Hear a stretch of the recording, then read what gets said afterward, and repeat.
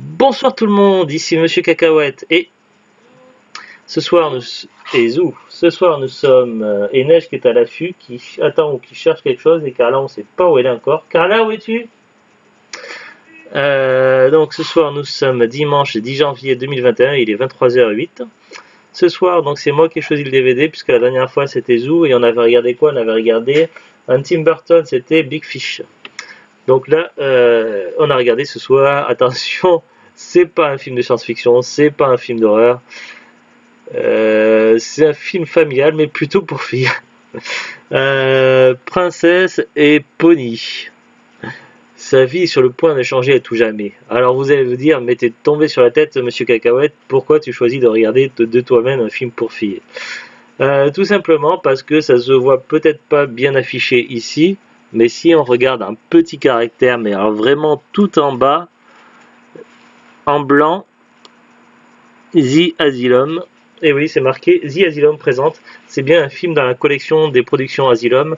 Et comme je fais comme on dit dans le jargon des collectionneurs, le full set des DVD des films des productions Asylum. Depuis des années, je suis tombé par hasard un jour sur des films Asylum. J'en ai vu deux ou trois à l'époque en démat. Je ne pensais pas que ça m'intéressait. C'était surtout des films de crocodiles et de requins géants. Puis mon premier DVD acheté, je crois, dans les Asylum, c'était Mega Piranha. J'ai fait découvrir les productions Asylum à Zulut, elle a aussi adoré. C'est surtout pour le côté très second degré, très Asylum degré pour ainsi dire, où il faut prendre ces films-là pas du tout au sens de la lettre en fait, plutôt à la dérision, et en général c'est très souvent très drôle, mais il arrive que certaines productions Asylum soient sérieuses et soient plutôt de bonne qualité. On a eu de bonnes surprises, notamment dans les films familiaux. En général dans les films familiaux, malgré que le budget soit limité, on arrive à avoir des films vraiment bien sympas, comme par exemple Les Chefs Aventuriers de Noël, qu'on a vu avec Zulut et avec mon fils. Et puis c'est vrai que la plupart des autres films Asylum, c'est surtout des nanars, souvent des films de monstres ou de parodies de films existants hollywoodiens, de blockbusters. Là, on était plutôt sur un film relativement original, mais inspiré de beaucoup de films du même genre. D'ailleurs, je crois que j'avais vu tout à l'heure sur Wikipédia, Wikipédia anglais, que c'était, ou alors sur un autre site, je sais plus sur quel site, parce que j'avais regardé avec mon téléphone, et avec mon téléphone, j'ai pas forcément les mêmes résultats qu'avec mon ordinateur, et ça disait que c'était leur première tentative Asylum dans ce genre de film, dans le film comédie familiale, puisqu'en général, c'est plutôt dans les films un petit peu spécial Asylum. Et du coup, voilà, donc ça faisait partie de ma liste des DVD que je cherchais, puisque je cherchais à avoir tous les DVD Asylum. Et on l'avait trouvé dans un coffret à Noz il y a 2 ou 3 ans. Donc finalement, bah, c'était ce soir qu'on le regardait. J'ai essayé d'en regarder de temps en temps un film Asylum au moins une fois par mois. Euh, donc voilà. Après, là, c'est le genre de film qu'on peut voir, qu'on peut tomber de temps en temps à la télévision, plutôt dans le style téléfilm sur les chaînes de la TNT ou autrefois sur M6 dans les genres de films Un jour, une histoire, les téléfilms d'après-midi. Alors, de quoi ça parle? Princess and Pony. La jeune héritière du royaume de Lunacia est envoyée chez sa tante aux États-Unis pour échapper à un terrible complot d'enlèvement. Elle va ainsi devoir passer la vie de château à la campagne de la vie de château à la campagne. C'est un nouveau monde qui s'offre à elle, mais aussi une nouvelle vie car personne dans sa nouvelle école ne connaît sa vraie identité. Ses débuts ne sont pas faciles, mais elle va faire la connaissance d'Echo, un gentil poney avec qui elle va se lier d'amitié. Un très beau film sur l'amitié, le partage et la passion des chevaux.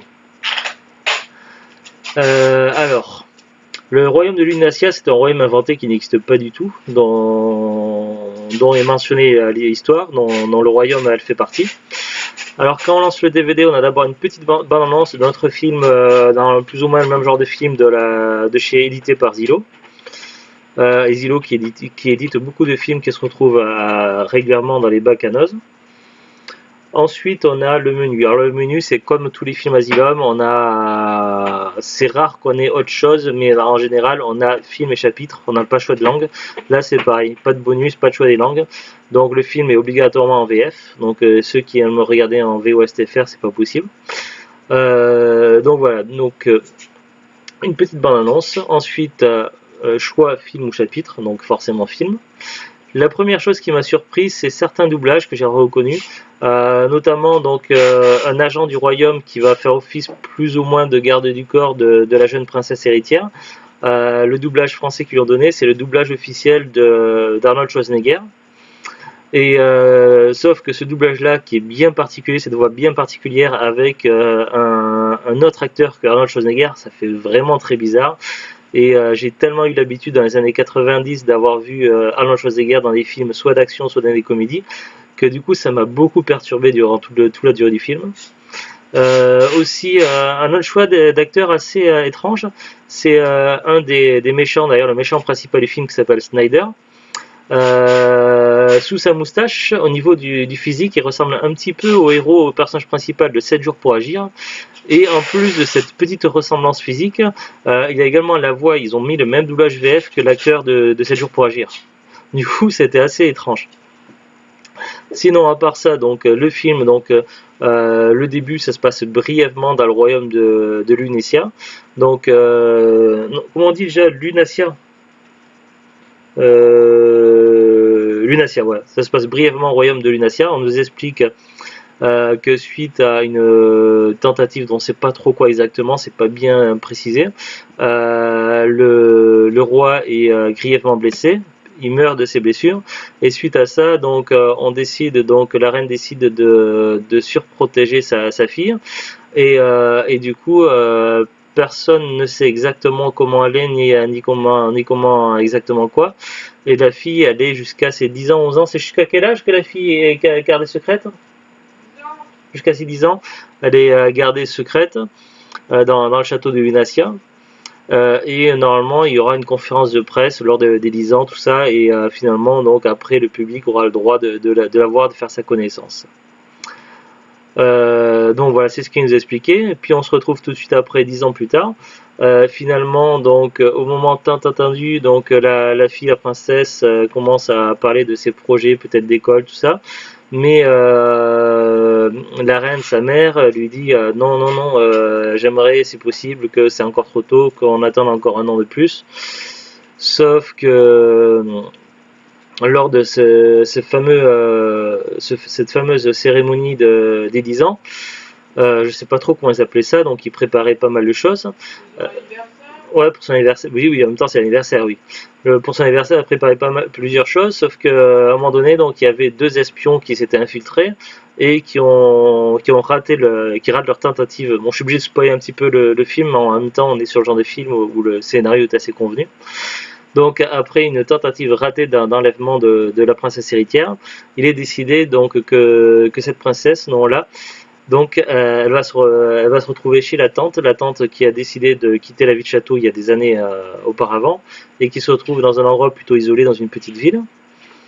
Et donc voilà, donc la princesse est envoyée là-bas avec le garde du corps. Et du coup, ils se retrouvent donc tous les trois, donc eux deux, puis plus la tante, plus un chien.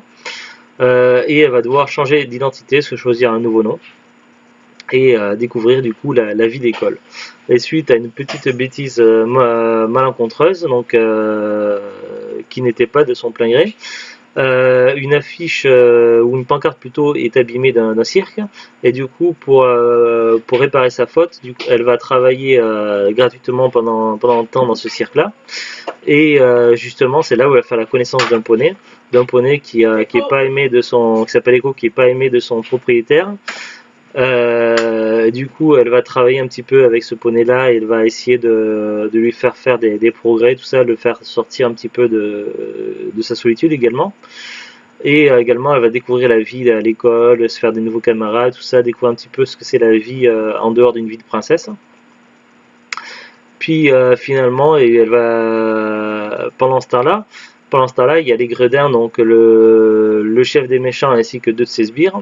Ils cherchent à découvrir l'identité de la princesse parce qu'ils n'ont jamais vu son visage. Ils savent qu'elle doit certainement faire partie d'une des élèves de l'école, mais ils ne savent pas qui c'est, donc ils mènent leur enquête.